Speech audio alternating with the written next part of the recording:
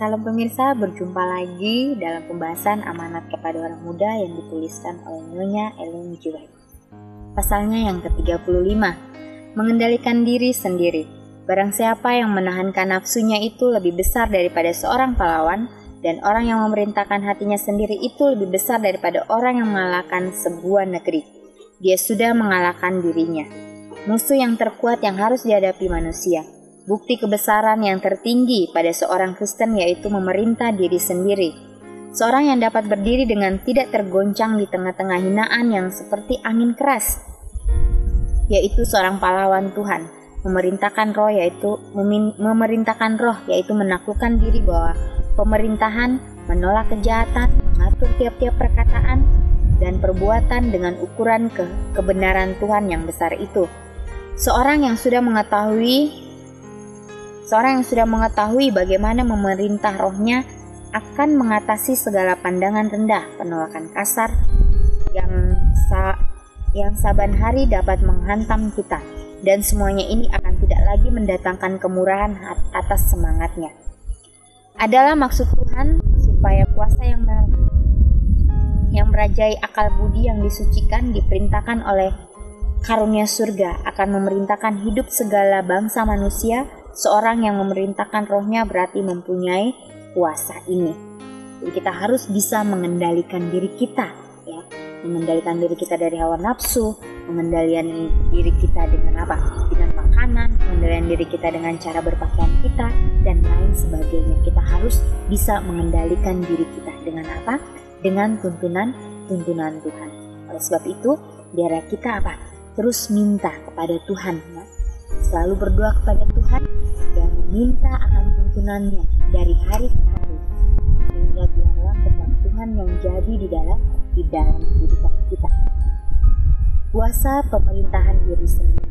Pada masa kanak-kanak dan masa muda lah tabiat itu paling gampang dibentuk. Ya, jadi pada masa anak-anak, ya, para orang tua selalu mendidik anak-anaknya supaya mereka boleh berjalan di jalan kebenaran, di jalan Tuhan. Kuasa memerintahkan diri sendiri haruslah diperoleh pada waktu itu, dekat tempat perapian, pada meja makan, pengaruh-pengaruh sementara dikerahkan, yang hasilnya kelak akan menjadi kekal seperti yang baka. Lebih daripada sesuatu anugerah yang memang sudah ada, sifat-sifat yang disediakan pada waktu masih kecil akan menentukan apakah seorang manusia akan menjadi seorang yang menang atau yang kalah dalam peperangan hidup. Dalam hal menggunakan bahasa, barangkali tidak ada kesalahan yang dianggap begitu ringan oleh orang tua dan orang muda daripada perkataan terlanjur yang diucapkan dengan kurang sabar. Mereka pikir sudahlah cukup kalau minta maaf. Saya kurang berhati-hati sebelumnya, yang saya maksud bukanlah seperti apa yang baru saya katakan. Tetapi perkataan Tuhan tidak seenteng hal itu. Kitab suci berkata, adakah engkau melihat seorang yang terlanjur dengan perkataannya? Maka pada orang bodoh boleh diharap terlebih daripada akan orang itu. Orang yang tak dapat menahan nafsunya yaitu seperti kota benteng yang telah rubuh.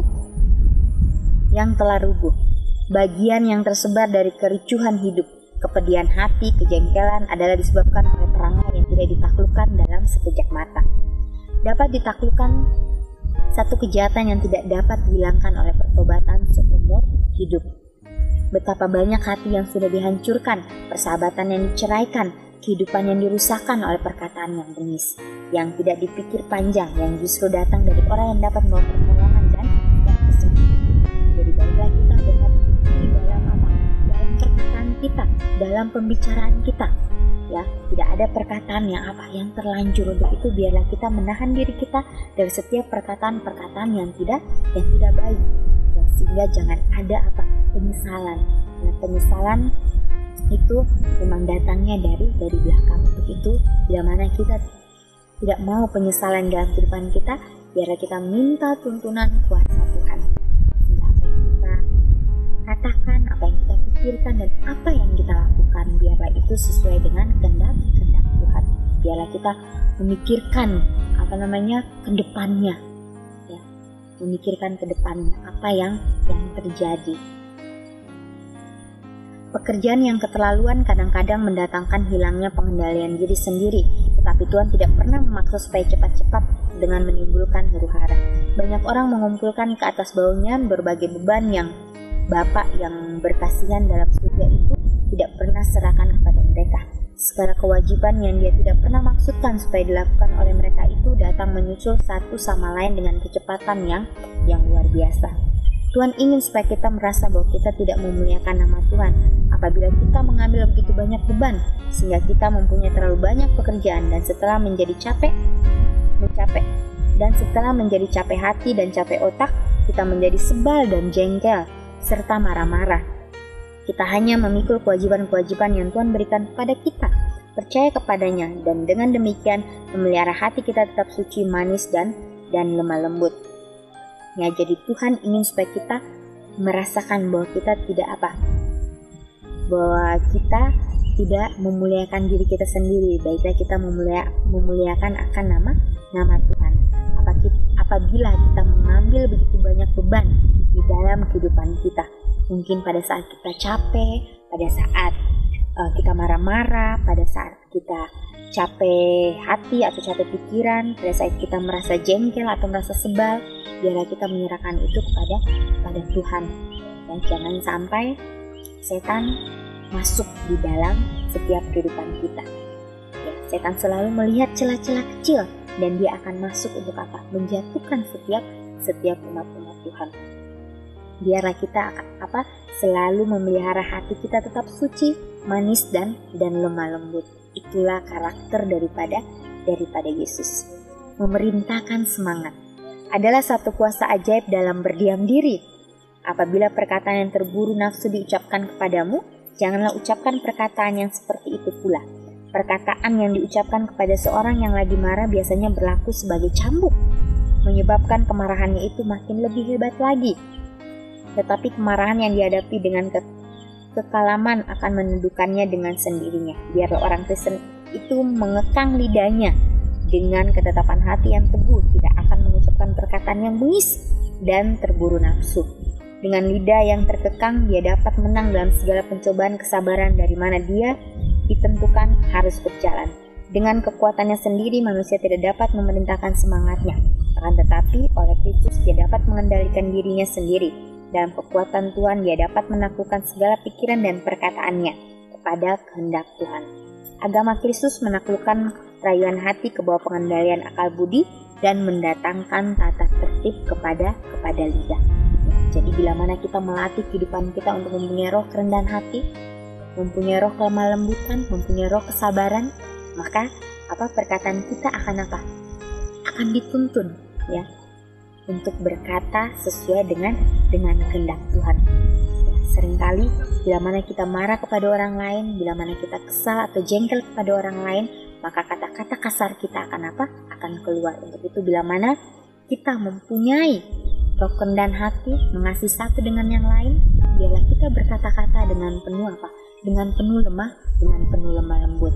Karena kemarahan itu tidak bisa dilawan oleh kemarahan. Biarlah kemarahan itu kita melawannya dengan kelemah lembutan kita. Di bawah pengaruhnya maka perangai yang terburu nafsu itu ditaklukkan dan hati pun dipenuhi dengan kesabaran dan kehalusan. Bergantunglah dengan teguh kepada Dia yang mempunyai segala kuasa dalam surga dan bumi. Meskipun engkau sering jatuh dalam menyatakan kesabaran dan ketenangan, janganlah menyerah kalah dalam perjuangan.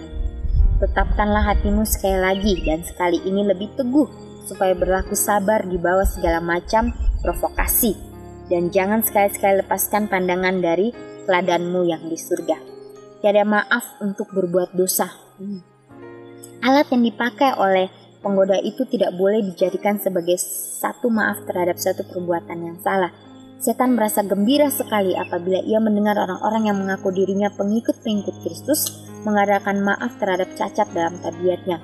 Hal itu merupakan maaf-maaf yang membawa kepada dosa. Tidak ada maaf untuk berbuat dosa. Satu perangai yang suci, satu hidup yang seperti Kristus adalah mungkin didapat oleh tiap-tiap anak Tuhan yang bertobat dan percaya. Jadi biarlah kita tidak penuh dengan dengan kepura-puraan, ya.